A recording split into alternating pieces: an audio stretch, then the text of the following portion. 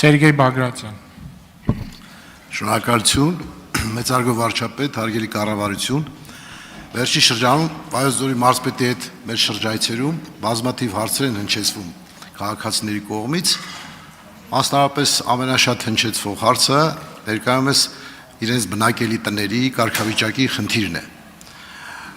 Բացարձակ մեծամասնությամբ այդ տները չունեն վկայականներ, չունեն կարգավիճակ եւ դրանք կառուցվել են մինչեւ Հայաստանի Հանրապետության անկախացումը։ 200 տարվա 150 տարվա տներ են, որոնք վերջին շրջանում հատկապես քարտեզագրման արդյունքում լուրջ շեղումներ են ունեցել, 150 մետր մինչև 300 մետր շեղումներ են ունեցել եւ քաղաքացիները դժվարություն ունեն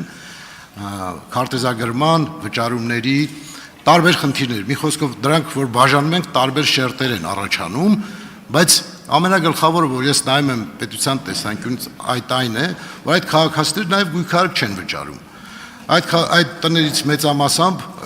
գրանցել են որպես փակ դռներ, այնինչ բնակվում են մարդիկ, բայց ոչ օգտվում են իրենց սեփականության հնարավորություններից, ոչ էլ կարողանում են հատկապես մեր առաջարկած գյուղատնտեսական ծրագրերից օգտվել։ Որպեսզի այս խնդիրը լուծենք, ես տարբերակներ եմ մտածել եւ մեկը առաջարկում եմ միգուցե ընդունելի լինի, որ այս տարվա հաջորդ 26 թվականի սուբվենցիոն ծրագրերի մեջ մեր համայնքները նաեւ ներառեն այս խնդրի լուծումը եւ կառավարության դիմեն խնդրանքով կառավարությունը հնարավորություն ստեղծի այս խնդիրը մեկընդմիշտ լուծելու։ Այսինքն մենք ընդունենք որոշումներ, որոնք կարող են ինստիտուցիոնալ լուծում տալ այս խնդրին, որովհետեւ սա վերաբերում է տասնյակ հազարավոր քաղաքացիների։ Այս առիթով խնդրում եմ ձեր մոտեցումը փոխանցելու մեր քաղաքացիներին։ Հարցին կպատասխանի վարչապետ Նիկոլ Փաշինյանը։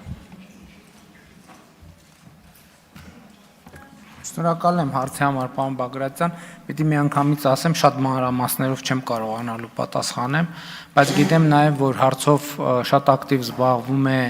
կադաստրի կոմիտեն եւ այդ խնդիրը հողամասերի պարագծերի ճշգրտությունը մեծ խնդիր է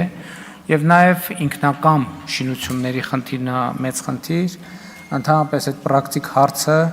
ինձ նաև հայեցակարգային հետևությունների է բերում, կներեք, որ մի քիչ շեղվեմ ձեր հարցից, իրական Հայաստանի գաղափարախոսության մասին տարբեր առիթներով քննարկումներում ասում եմ, որ Հայաստանի Հանրապետության